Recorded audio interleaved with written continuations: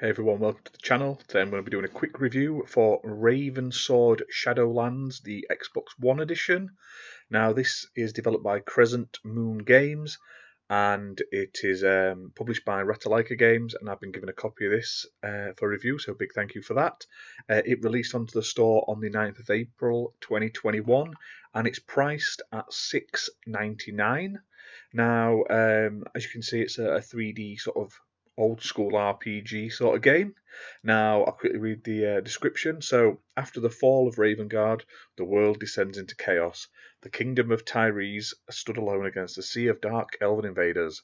The Ravensword was lost, and the dark times began. As a descendant of an ancient line of kings, you alone have the power to wield the Ravensword again and restore that which was lost. So explore a vast and richly detailed world, gather powerful weapons and items, increase your skills, and follow a deep storyline to solve the mysteries of the kingdom. Seamlessly switch between first and third person view while mastering different skills, making quest altering and reputation altering decisions. So it says features, it's got numerous options for character customization and completing quest. Battle various enemy types, including huge prehistoric creatures, decision-based multi-part quests, use various weapons like bows, axes, and swords, reflex and precision-based combat with blocking and dodging. Now, as you can see, this isn't sort of like Skyrim graphics. It looks and plays like a very sort of 90s RPG. Like a really old school game, which it is quite cool in its own right. I quite enjoyed it.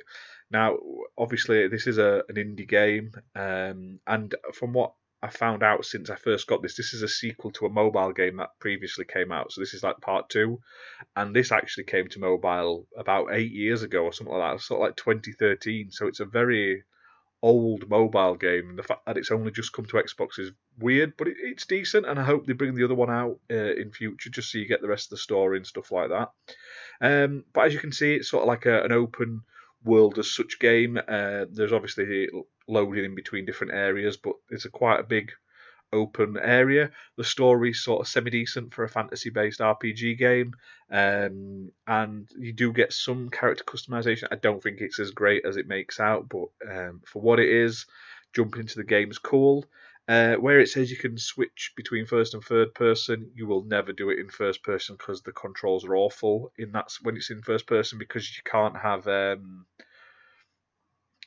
the alternated up and down, so it just plays really weird and it's a bit clunky in that sense. But the story's fun.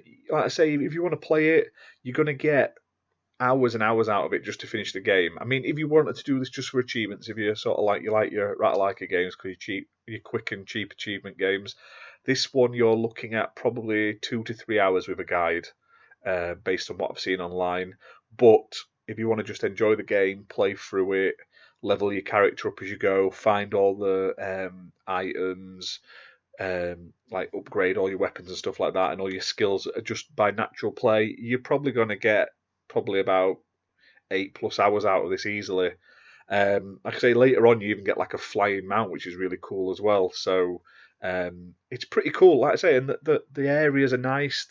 For the graphic style it's got and of its time, the worlds are pretty detailed. They remind me of like an older MMO sort of game, sort of like when WoW first came out. That sort of graphics. My only complaint is the worlds feel a little empty in a lot of places, should I say. There are like animals walking around and monsters, but in the towns, all the sort of townspeople are just sort of stood. They don't sort of meander around the town. They don't sort of do anything. They just sort of stand there till you talk to them, basically.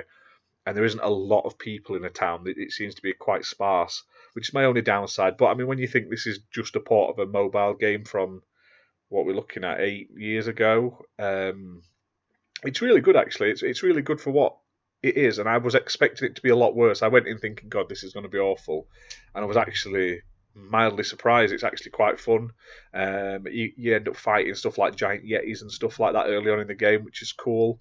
You go into like caves and stuff, and you end up fighting sort of like criminals and goblins and all that sort of stuff. It's the proper a proper RPG. It's obviously got like classes that you can upgrade, like you can learn new skills, you can get different weapons. There's like bows, arrows, crossbows.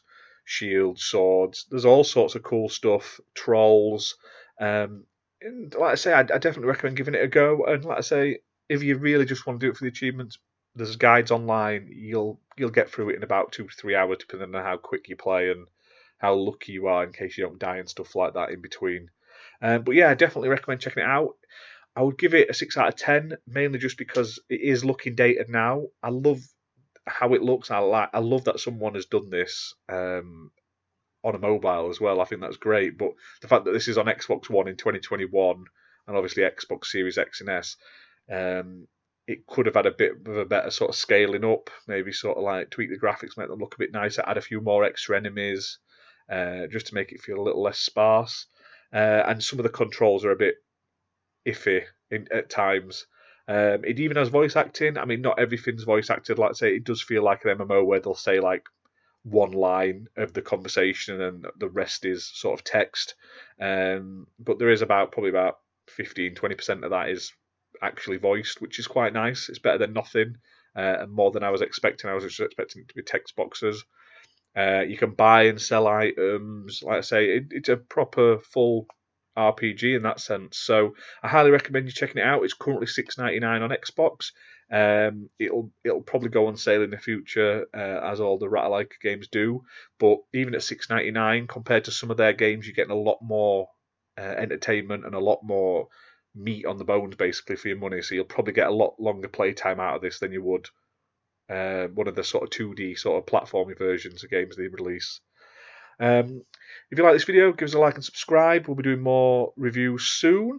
And like I say, hopefully we'll get the either the prequel or the sequel to this coming out on Xbox in the future as well. I know it's out on Steam and it's obviously been out on sort of iPhone and stuff like that. So fingers crossed we get more of this.